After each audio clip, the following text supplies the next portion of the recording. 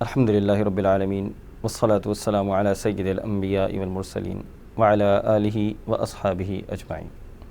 رب اشرح لی صدری ویسر لی امری واحلل عقدۃ من لسانی یفقہوا قولی۔ اللہ رب العالمین نے مجھے اور آپ کو بنایا، اور وہ مالک کائنات، وہ خالق کائنات، اس نے مجھے اور آپ کو بنانے سے پہلے مجھ سے اور آپ سے یہ نہیں پوچھا کہ تم اس دنیا میں جانا چاہتے ہو یا نہیں جانا چاہتے۔ اور اسی طرح کہ اللہ رب العالمین نے ان ستاروں سے، ان چاند اور سورج اور اس زمین سے بھی کسی کو بنانے سے پہلے نہیں پوچھا کہ میاں تم بننا چاہتے بھی ہو یا نہیں۔ وہ خالق کائنات ہے، اور وہ جو خالق کائنات ہے جس نے اس پوری کی پوری کائنات کو، زمین کو، سورج کو، ستاروں کو، سیاروں کو، پوری کے پورے سولر سسٹم کو، اور اس پورے سولر سسٹم کے اندر، اس پوری کائنات کے اندر یہ جو زمین ہے، اس زمین کے اندر حیوانات، نباتات، جتنے بھی ذرات ہیں، ان ساری چیزوں کو اس نے بنایا، اور ان ساری کے ساری چیزوں کو انسان کے لیے مسخر کر دیا۔ اور پھر ان ساری چیزوں کو جو بنانے والا ہے، جس نے اس پوری کائنات کو بنایا، بنانے والا یہ بنانے کے مقصد کو بہترین جانتا ہے۔ جس نے اس پوری کائنات کو بنایا، آج ہزاروں سال گزرنے کے باوجود بھی آج جو سائنٹسٹ ہیں، آج کے جو سائنسدان ہیں، وہ اسی چیز کے اوپر مستقل سر پھٹول کر رہے ہوتے ہیں کہ بھئی کیا مقصد ہے، بڑے بڑے سائنسدان۔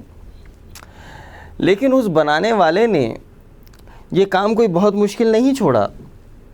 اس بنانے والے نے جب ساری کی ساری چیزوں کو بنایا اور سب کی سب چیزوں کو انسان کے لیے مسخر کر دیا، تو پھر اس انسان کے لیے اس نے رسول بھی بھیجے، انبیاء بھی بھیجے، کتابیں بھی بھیجیں، اور پھر وہ آخری کتاب بھی بھیجی، اور اس آخری کتاب میں اس بنانے والے نے بہت ہی آسان پیرائے میں بتا دیا کہ بھئی تمہارے جو بنانے کا مقصد ہے، وَمَا خَلَقْتُ الْجِنَّ وَالْإِنسَ إِلَّا لِيَعْبُدُونَ، ہم نے تمہیں بنایا ہے۔ بنانے والے کو ہی بنانے کا مقصد سب سے زیادہ پتہ ہوتا ہے۔ اس نے کہا کہ میں نے تمہیں جنات اور انسان کو جو بنایا ہے، اس کے بنانے کے مقصد صرف اور صرف عبادت ہے۔ اور پھر مجھے اور آپ کو جو بھیجا گیا تھا، وہ جنت میں بھیجا گیا تھا۔ ہم اس جنت سے نکال دیے گئے۔ ہم جب یہاں آئے تو پھر اللہ تعالیٰ نے کہا کہ جنت میں آنے کا ایک راستہ ہے، وہ راستہ میں اور آپ ہم سب کو بتا دیا۔ اب جب اس راستے کے اوپر جب ہم چلنا شروع کریں، ہوتا یہ ہے کہ ہم یہ راستہ بھول جاتے ہیں، ہم اپنی زندگی سے اس راستے کو نکال دیتے ہیں۔ لیکن ذرا اس چیز کو سوچئے گا، آپ یہاں پہ کسی کو بھی جس کا اپنا گھر ہو، آپ اس کو اس کے گھر سے نکال دیں، تو وہ جو نکلنے والا شخص ہے، جب وہ اپنے گھر سے نکلے گا تو ساری کی ساری زندگی جب وہ یہ گزارے گا تو وہ اس مقصد کے لیے گزار دے گا کہ میں نے واپس اپنے گھر جانا ہے، جس گھر سے مجھے نکالا گیا ہے۔ اور جب وہ واپس اس گھر کے اندر پہنچتا ہے تو اسے اسی وقت ابدی سکون اور خوشی نصیب ہوتی ہے، اور اس خوشی اور سکون کے لیے وہ سب کچھ کرتا ہے۔ یہ خوشی اور سکون یہ کیا چیز ہے؟ قرآن میں اللہ تعالیٰ فرماتے ہیں کہ وَأَمَّا الَّذِينَ سُعِدُوا فَفِي الْجَنَّةِ خالدین فیہا ما دامت السماوات والارض، کہ بھئی سعادت والے، خوشی تو ان لوگوں کو ہی نصیب ہوگی کہ جو کہاں جائیں گے؟ جنت کے اندر داخل کر دیے جائیں گے۔ جنت کے اندر اصل خوشی، سکون، سیٹسفیکشن اس وقت نصیب ہوگی کہ جب کہاں داخل کر دیے جائیں؟ جنت میں، اپنے اصل گھر کے اندر داخل کر دیے جائیں۔ یہ جو خوشی ہے، یہ جو سکون ہے، یہ کیسے حاصل ہوتی ہے؟ امام ابن خلدون اسی حوالے سے تذکرہ کرتے ہیں کہ کوئی چیز جس مقصد کے لیے بنائی گئی ہو، جس غرض کے لیے اس کے اندر ایک خاص قسم کی خواہش موجود ہو، تو وہ چیز جب اپنی غرض حاصل کرتی ہے، جو وہ اپنے مقصد کو پورا کرتی ہے، تو پھر اسے ابدی سکون حاصل ہوتا ہے، خوشی اس کو اسی وقت حاصل ہوتی ہے کہ جس غرض کی وجہ سے وہ موجود ہے۔ ہم اس کی مثال سمجھنے کی کوشش کرتے ہیں کہ دیکھیں کہ انسان کا معدہ ہے، ڈائجسٹو سسٹم، اس کو خوشی کب نصیب ہوتی ہے؟ یہ جو ڈائجسٹو سسٹم ہے اس کی سیٹسفیکشن کب ہوتی ہے؟ اس کو سکون کب ملتا ہے؟ اس معدے کو اس کی جو خواہش ہے وہ کیا ہے؟ اس کی جو انسٹنکٹ ہے وہ کیا ہے؟ اس کی جو خواہش ہے وہ یہ ہے کہ اسے کھلایا جائے، اسے پلایا جائے۔ یہ دو خواہشات ہیں اس کی۔ یہ معدہ، اس کی جو غرض ہے وہ یہ ہے کہ اس کو کھلایا جائے، اس کو پلایا جائے۔ جب اسے کھلایا جاتا ہے، جب اسے پلایا جاتا ہے تو اس معدے کو اس وقت خوشی اور سکون نصیب ہوتا ہے۔ اسی طرح دیکھیں جب غصہ ہے، انسان کو جب غصہ آتا ہے تو غصہ ایکچولی اس کی جو انسٹنکٹ ہے وہ یہ ہے، اس کی جو غرض ہے وہ یہ ہے کہ اس غصے کو جب کسی اور کے اوپر اتارا جائے گا تب اسے سکون نصیب ہوگا۔ جب وائلنس کریٹ کیا جائے گا تب اسے سکون نصیب ہوگا۔ اسی طریقے سے ہم اس جسم کی مختلف چیزوں کے اوپر غور کرتے ہیں۔ جیسے میں نے بھی آپ سے تذکرہ کیا معدہ ہے، اسی طرح یہ آنکھ ہے، اس آنکھ کی بھی کوئی خوشی ہے۔ اس آنکھ کا جو مقصد ہے وہ کیا ہے؟ اس کا جو غرض ہے وہ کیا ہے؟ اس آنکھ کا جو غرض ہے، اس کا جو مقصد ہے وہ یہ ہے کہ یہ جب کوئی بہت ہی خوبصورت چیز دیکھتی ہے تو اس کو سیٹسفیکشن نصیب ہوتی ہے، انٹرنلی سیٹسفائی ہوتی ہے یہ آنکھ، اسے خوشی نصیب ہوتی ہے۔ اس کا جو کام ہے وہ دیکھنا ہے، لیکن جب یہ بہت ہی خوبصورت چیز کو دیکھتی ہے، جیسے ہم لوگ ہوتے ہیں جب کسی گرینری کو دیکھتے ہیں، ہم چاہتے ہیں کہ باغات کے اندر جائیں، میدانوں کے اندر جائیں، بڑے بڑے خوبصورت نظاروں کو دیکھیں، تو جب ہم وہ دیکھتے ہیں تو اس آنکھ کو ایک خاص قسم کی خوشی نصیب ہوتی ہے۔ اسی طریقے سے یہ جو کان اللہ نے بنایا ہے، یہ کان جب بہت ہی خوبصورت اور خوش لحن آواز جب سنتا ہے تو اس کان کی خوشی اسی کے اندر پوشیدہ ہے۔ یہ کان، اور اکثر آپ لوگ سنتے بھی ہیں جب حرم کی اذان ہوتی ہے، اس اذان کو جب حرم کی اذان کو ہم سنتے ہیں تو ہمارے اندر ایسا لگتا ہے کہ کوئی شیرنی ہمارے کانوں سے جو ہے وہ اندر کی طرف جا رہی ہے۔ کتنی زبردست آواز ہے۔ قرآن کی بعض اوقات جب ہم تلاوت سنتے ہیں تو وہ قرآن کی جو تلاوت ہے وہ دل کو اور اس کان کو ایسا سکون دیتی ہے کہ وہ آنکھوں سے آنسو رواں ہو جاتے ہیں۔ یہ غرض ہے کان کی، ایک ضرورت ہے کان کی۔ کان کو سننے کے مقصد کے لیے بنایا گیا ہے، آنکھ کو دیکھنے کے مقصد کے لیے۔ اس معدے کا کام یہ ہے کہ یہ کام جب اسے کھانا کھلایا جائے، اس کو پلایا جائے تو اس کو اس وقت سیٹسفیکشن اور خوشی اور سکون نصیب ہوگا، اس کی ہیپینس اسی کے اندر موجود ہے۔ تو اگر یہی ڈیفینیشن دیکھی جائے کہ جو خوشی اور سکون جس طرح ہم نے ابھی تذکرہ کیا اور جس طرح امام ابن خلدون نے بھی کہا کہ جس چیز کے مقصد کے لیے بنایا گیا تھا، اگر اس کو اسی مقصد کے لیے استعمال کیا جاتا ہے تو پھر اسے اسی کو سکون ملتا ہے۔ اچھا، اس کے اندر پھر ڈگری ہے، اس کے اندر پھر لیول ہے۔ اب یہ جو معدہ ہے اس کو جب سکون ملے گا، یہ کیسے ملے گا؟ دیکھیں، معدے کو سکون کھانے سے ملتا ہے۔ اب اس میں ڈگری جو ہے وہ کیا ہے؟ اب اس میں ڈگری ہے کہ میرے سامنے ایک طرف روٹی رکھی ہو اور ایک طرف بریانی رکھی ہو، تو دل، یہ جو معدہ ہے وہ خواہش کا اظہار کرتا ہے کہ بھائی روٹی تو ہو سکتا ہے گھر میں مل جائے، بریانی کو ابھی نپٹا دو۔ وہ لیول جو ہے، اس کا اسٹیٹس جو ہے وہ بڑھتا چلا جاتا ہے۔ اب یہ جو بریانی ہے یہ پاکستان، انڈیا، بنگلہ دیش وغیرہ کے جو لوگ ہیں ان کو زیادہ اچھی لگتی ہے بریانی، لیکن جب یورپ کے سفر پہ ہم گئے تو وہاں پہ آپ کسی یورپین کے سامنے ایک طرف بریانی رکھ دیں اور دوسری طرف ہیمبرگر رکھ دیں تو پھر ان کو بریانی سے زیادہ اس ہیمبرگر کے اندر ان کے معدے کو سکون نصیب ہوتا ہے۔ مختلف لیولز ہیں سکون حاصل کرنے کے۔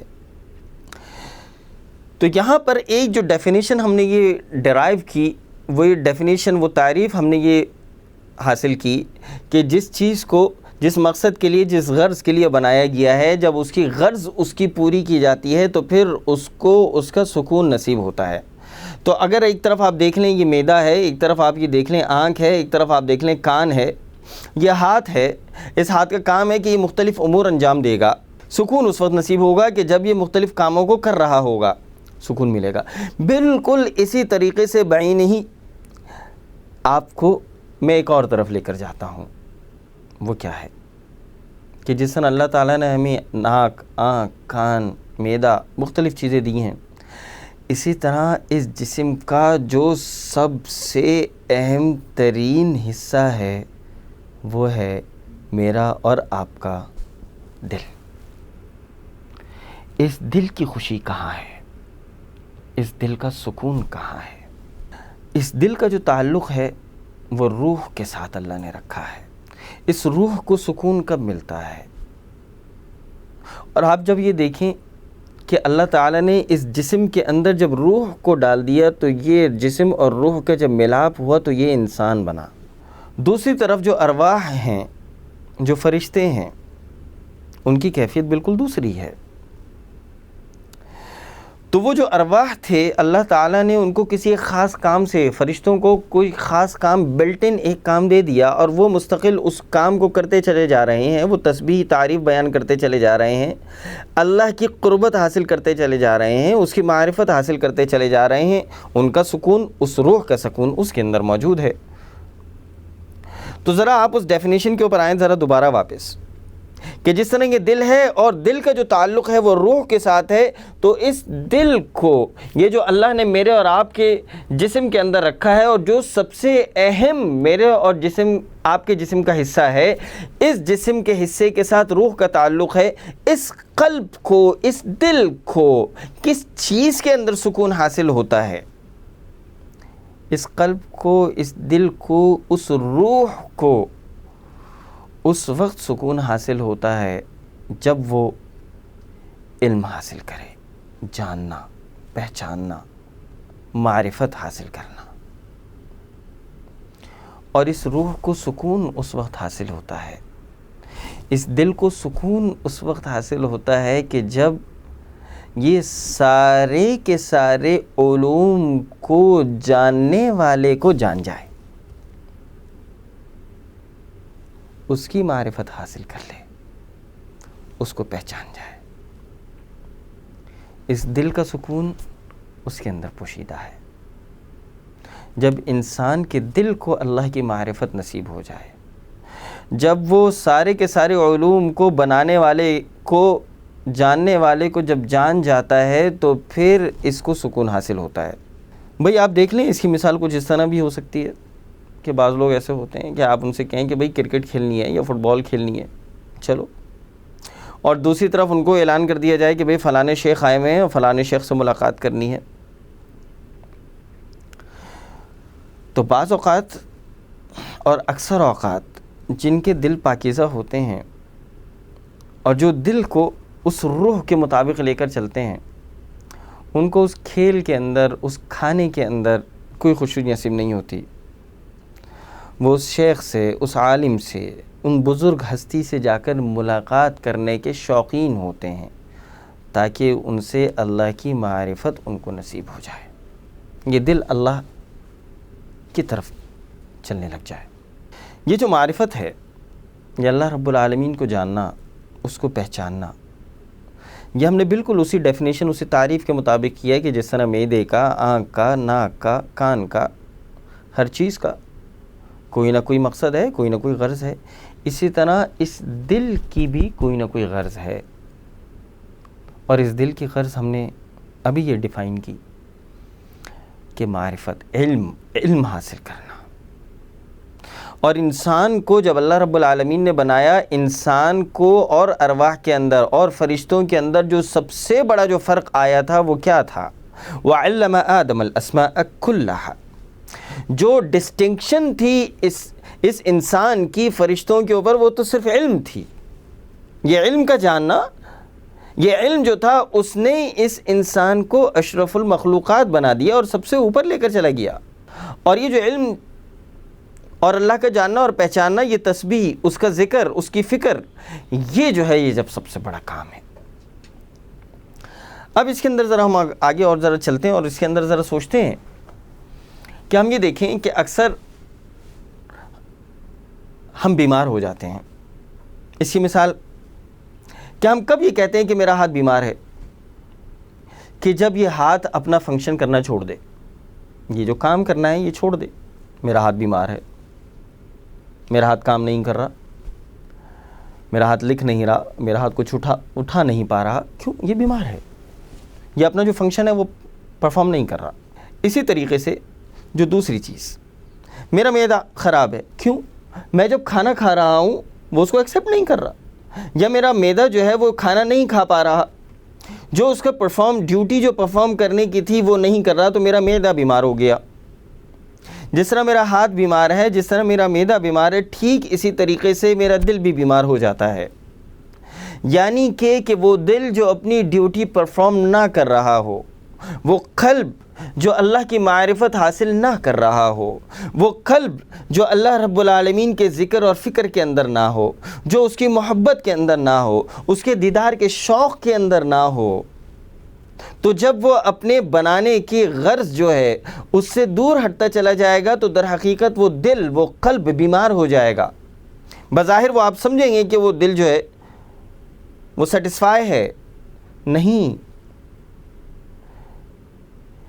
اس کا جو سیٹسفیکشن ہے وہ اس وقت ہے کہ جب یہ بیمار نہ ہو، یعنی کہ اللہ سے دور نہ ہو. اس کی بیماری اس چیز میں ہے جب یہ اللہ سے دور ہو جائے. اور آپ کو میں بہت ہی اہم بات بتاؤں. وہ اہم بات یہ ہے کہ یہ جو شیطان ہے، شیطان چاہتا ہے کہ اس دل کے اوپر اپنا کنٹرول کر لے. شیطان کی سب سے بڑی جو چال ہے وہ یہ ہے کہ اس دل کے اوپر اپنا قبضہ کر لے، اور اس دل کے اوپر اللہ کا ذکر اور فکر کا غلبہ نہ ہو، اس کی محبت نہ ہو. اس کی محبت کے بجائے شیطان اپنی محبت اس کے اندر ڈال دے. تو یہ شیطان کی محبت کا آ جانا اور اللہ کی معرفت سے دور ہو جانا، در حقیقت یہ بات مجھے اور آپ کو یہ بات بتاتی ہے کہ میرا دل بیمار ہو چکا ہے. یہ روح جو ہے یہ بیمار ہو چکی ہے. اچھا، اس کے اندر اب ایک اور اگلے پوائنٹ کی طرف ہم جاتے ہیں. یہ جو دل ہے یہ ایک ریڈار کی مانند ہے. آپ نے دیکھا ہوگا ریڈار. یہ جو ریڈار ہوتا ہے، ریڈار جو ہوتا ہے وہ اپنے سگنل حاصل کرنے کے لیے مختلف جگہوں کے اوپر اپنا رخ چینج کرتا ہے. کبھی سیدھے ہاتھ کی طرف، کبھی الٹے ہاتھ کی طرف وہ موو کرتا ہے کہ جہاں پہ اسے سب سے زیادہ سگنلز ملتے ہیں. یہ دل بھی ایک ریڈار کی طرح ہے. یہ جو دل ہے جب یہ ایک ریڈار کی طرح ہے، تو ایک طرف سے اس کو جو علم مل رہا ہے، ایک طرف سے جو اسے سکون مل رہا ہے، ایک طرف سے جو اس کو انفارمیشن مل رہی ہے، وہ روح کی طرف سے انفارمیشن مل رہی ہے اس دل کو. اور جو دوسری طرف سے جو انفارمیشن آ رہی ہے وہ انفارمیشن جو ہے وہ نفس کی طرف سے آتی ہے. یہ ریڈار ایک طرف سے انفارمیشن دل کی طرف، روح کی طرف سے لیتا ہے، اور یہ جو دل یعنی ریڈار جو ہے یہ دوسری جو انفارمیشن لیتا ہے وہ نفس کی طرف سے لیتا ہے. اب جب انسان اچھے کام کرتا ہے، جب انسان اچھائیوں کی طرف جاتا ہے، اچھائیوں کی طرف راغب ہوتا ہے، نیکی کی طرف جاتا ہے، تو اس کا مطلب ہے کہ یہ جو دل کا جو ریڈار ہے یہ انفارمیشن لے رہا ہے اس روحانی طریقے سے کہ جو اللہ رب العالمین نے اس کو علم حاصل کرنے کا ایک طریقہ بتایا تھا. لیکن اگر یہ جو دل ہے یہ اپنے سگنلز لے، یہ اپنی انفارمیشن لے اس نفس کے ذریعے سے، وہ نفس جس کے اوپر کنٹرول جو ہے وہ شیطان کا ہے، تو پھر اس کا جو رزلٹ ہوتا ہے وہ بدی کی طرف ہوتا ہے، وہ بدی میں ہوتا ہے، اور یہ نفس دل بیمار ہو جاتا ہے. یہ سگنلز اگر وہ روحانی طور پر لے گا تو نیکی کی طرف جائے گا، اور یہ دل اگر یہ سگنلز نفسانی خواہشات کی طرف سے لے گا تو بدی کی طرف جائے گا. یہ دو چیزیں ہم نے یہاں پہ سمجھی ہیں. اب یہ جو سگنلز ہیں، یہ سگنلز کا آنا، یہ روحانی طور پر یا نفسانی طور پر ان سگنلز کو ریسیو کرنا ہر انسان کے ساتھ آ سکتے ہیں. لیکن غلبہ کس چیز کا ہے؟ ہر انسان کو خواہشات آئیں گی، ہر انسان کے سامنے مختلف چیزیں آئیں گی، اسے نیکی کی طرف راستہ بھی نظر آ رہا ہوگا، اسے برائی کی طرف راستہ بھی نظر آ رہا ہوگا۔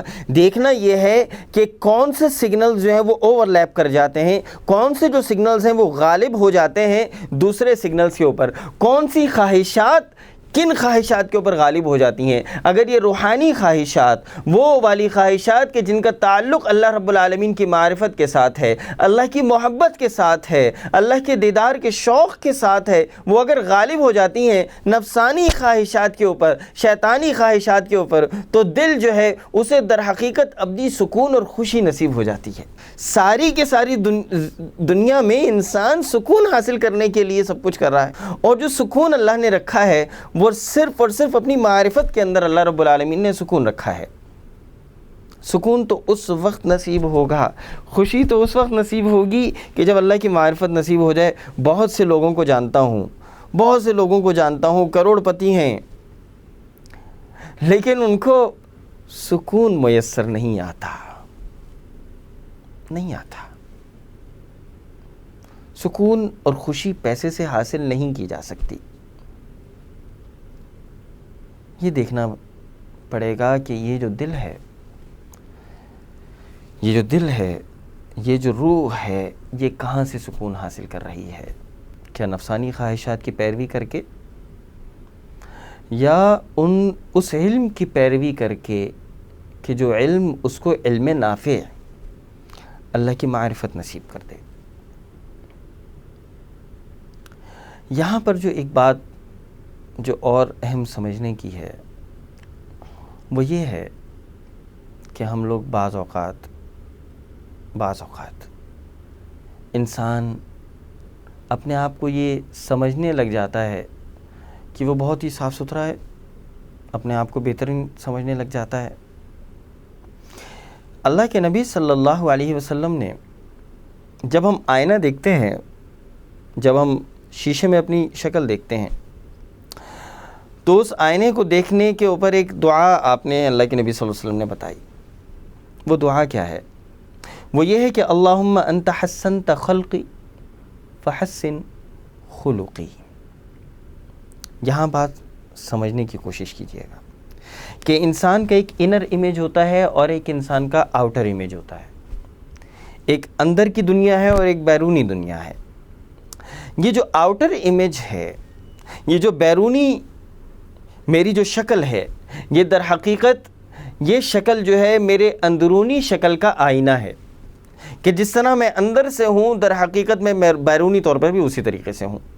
بعض لوگ آپ نے دیکھے ہوں گے کہ وہ بہت سخی ہوتے ہیں، وہ کسی غریب کو دیکھتے ہیں، وہ کسی کو بھی دیکھتے ہیں، کوئی ان سے مانگنے والا ہوتا ہے، اور مانگنے والا سوال کرنے سے پہلے وہ جو دل ہے وہ ان کو دینے کے لیے راضی ہو چکا ہوتا ہے، تو اس کا مطلب یہ ہے کہ وہ بیرونی طور پر اگر سخی ہیں تو در حقیقت اصل میں بات یہ ہے کہ وہ اندرونی طور پر بہت زیادہ سخی ہیں۔ آپ نے بہت سے شاید لوگوں کو دیکھا ہوگا کہ جن میں حیا ہے، بہت ان کے اندر شرم ہے، وہ کسی کو نظر اٹھا کر نہیں دیکھ سکتے۔ جیسے حضرت عثمان رضی اللہ تعالی عنہ کے بارے میں یہ بات تھی کہ وہ بہت شرم و حیا والے تھے۔ اگر یہ آؤٹر امیج شرم و حیا والا ہے ایسا، اس کا مطلب یہ ہے کہ جو انر امیج ہے اس کے اندر شرم و حیا ہے۔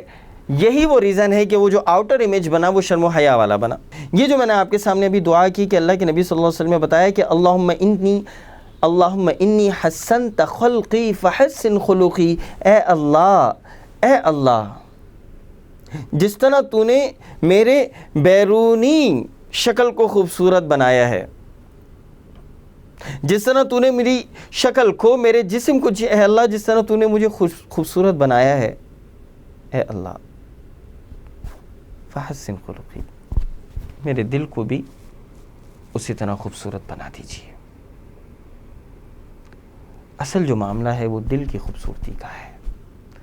جب یہ دل خوبصورت ہوتا ہے، جب یہ دل سخی ہوتا ہے، جب اس دل کے اندر حیا ہوتی ہے، جب اس دل کے اندر محبت ہوتی ہے، جب اس دل کے اندر فرما برداری ہوتی ہے، تو پھر بیرونی طور پر بھی وہ فرما بردار ہوتا ہے، وہ محبت والا ہوتا ہے، وہ الفت والا ہوتا ہے۔ لیکن جب اس دل کے اندر بغض ہو، اس دل کے اندر عداوت ہو، اس دل کے اندر نفرت ہو، اس دل میں حسد اور لالچ ہو، اس دل کے اندر برائی کی طرف لپکنا ہو، اس کی طرف دوڑنا ہو، برے کاموں کے اندر لگ جانا ہو، جوا ہو، شراب ہو، زنا ہو، اس دل کے اندر جب ان چیزوں نے جگہ بنائی ہوئی ہو تو خود بخود انسان کا جو عمل ہوتا ہے، آؤٹر امیج جو ہوتا ہے، وہ اسی چیز کا بن جاتا ہے۔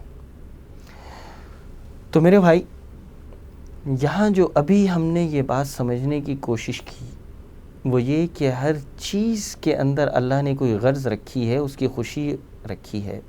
دل کی جو خوشی ہے وہ اللہ کی معرفت کے اندر ہے، دل کی خوشی اللہ رب العالمین کو جاننے کے اندر ہے، اس کو پہچاننے کے اندر ہے۔ اور یہ دل اس وقت خوش ہوتا ہے جب اللہ کی معرفت جب اسے نصیب ہو جاتی ہے، تو یہ جو دل ہے وہ سگنلز ریسیو کرتا ہے، بالکل ریڈار کی طرح۔ جس طرح ریڈار سگنلز ریسیو کرتا ہے، اسی طرح یہ دل روحانی سگنلز بھی ریسیو کرتا ہے، نفسانی سگنلز بھی ریسیو کرتا ہے۔ اور یہ دل بعض اوقات بیمار ہو جاتا ہے۔ یہ بیمار اس وقت ہوتا ہے کہ جب انسان کا جو دل ہے اس کے اوپر اس کی نفسانی خواہشات کا غلبہ ہوتا ہے، جب یہ دل اللہ کی محبت اور کے غلبے کے اندر نہ ہو تو پھر یہ دل بیمار ہو جاتا ہے۔ اسی لیے یہ جو دعا ہے کہ اپنے دل کو بچائیے، اپنے دل کو بچائیے اور ابدی سکون اور خوشی حاصل کیجیے۔ کسی مال کے اندر نہیں ہے، اولاد کے اندر نہیں ہے، طاقت کے نشے کے اندر نہیں ہے۔ یہ جو ابدی سکون اور خوشی ہے یہ صرف اور صرف اللہ رب العالمین کی معرفت کے اندر ہے۔ اسی لیے یہ جو دعا ہے، اللہم انی حسنت خلقی فحسن خلقی، اے اللہ، اے اللہ، اے میرے پالنہار، تو نے جس طرح میرے اس بیرونی جسم کو خوبصورت بنایا ہے، اے اللہ ہم تجھ سے دعا کرتے ہیں کہ میرے دل کو، میری روح کو اسی طرح خوبصورت بنا دیجئے، اس میں محبت ڈال دیجئے، اس کے اندر اپنی فرما برداری ڈال دیجئے، اس کے اندر الفت ڈال دیجئے۔ در حقیقت اسی میں کامیابی ہے اور اسی راستے کے ذریعے ہی میں اپنے اصل گھر یعنی جنت میں جا سکتا ہوں۔ اصل خوشی اسی وقت نصیب ہوگی کہ جب میں واپس اپنے گھر پہنچ جاؤں۔ اقول قولی ھذا استغفر اللہ لی ولکم ولسائر المسلمین والحمد للہ رب العالمین۔ جزاکم اللہ خیرا۔